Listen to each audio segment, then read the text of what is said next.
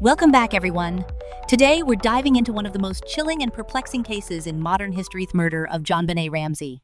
This case has captivated the world since it happened back in 1996. It's like a real-life mystery that just won't go away.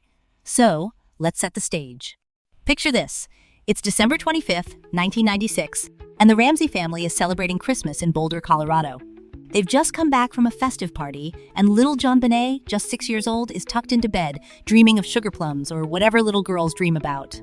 But then, the next day, everything changes. Wow, that sounds like a scene from a movie. So, what happened next?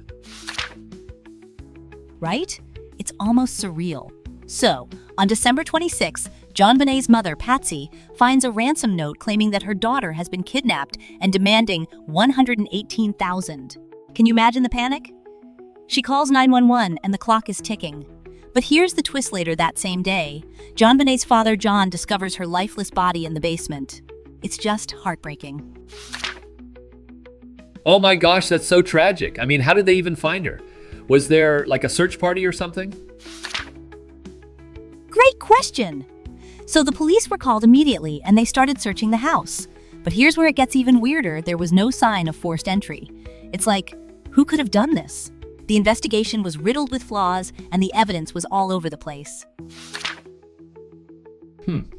That's super confusing. So what kind of evidence did they find? Well, they found a 2.5-page handwritten ransom note that raised a lot of eyebrows. I mean, it was written on paper from the Ramsey home, which made people wonder if it was staged. And then, tragically, JonBenét's body showed signs of strangulation and a skull fracture. It's just gut-wrenching. Ugh, that's so disturbing. So, what are the theories about what happened? There are several theories, and they're all pretty wild. One theory is the intruder theory, suggesting an unknown person broke in, wrote the ransom note, and killed JonBenét. But then there's the family theory, which posits that someone in the family might have been involved. It's like a twisted family drama, right? Whoa, that's intense. So, do they think it could have been her brother, Burke? Exactly. There's a theory that Burke might have accidentally caused her death during a dispute. Can you imagine the implications of that? It's like a nightmare scenario. And then there's the staging theory, which suggests that the whole scene was set up to mislead investigators. Wow, that's like something out of a crime thriller. But what about the DNA evidence? Yes! That's a crucial part of the puzzle. They found unknown male DNA on JonBenét's clothing, but it didn't match any family members. It's like a ghost haunting the investigation. And the broken basement window? It's unclear if it was an entry point or just a coincidence.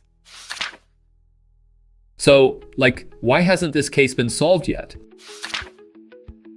Well, there are several reasons. The investigation was flawed, evidence was contaminated, and the media frenzy created a chaotic environment. Plus, the DNA analysis has been incomplete. It's like trying to solve a Rubik's Cube with half the colors missing. Haha, that's a great analogy. So, are there any recent developments? Yes. There's been renewed interest in the case, with DNA retesting and documentaries bringing it back into the spotlight. And Burke Ramsey has even filed lawsuits against media outlets for suggesting his involvement. It's a case that just keeps giving, in a tragic way. Wow, it's like a never-ending mystery. I can't believe how complex this all is. It really highlights how challenging criminal investigations can be, doesn't it? Absolutely. The JonBenét Ramsey case is a haunting reminder of the intricacies of crime solving and the impact of public perception. It's a story that continues to resonate, and who knows, maybe one day we'll finally get some answers. I really hope so. It's just so mind-boggling to think about all the twists and turns.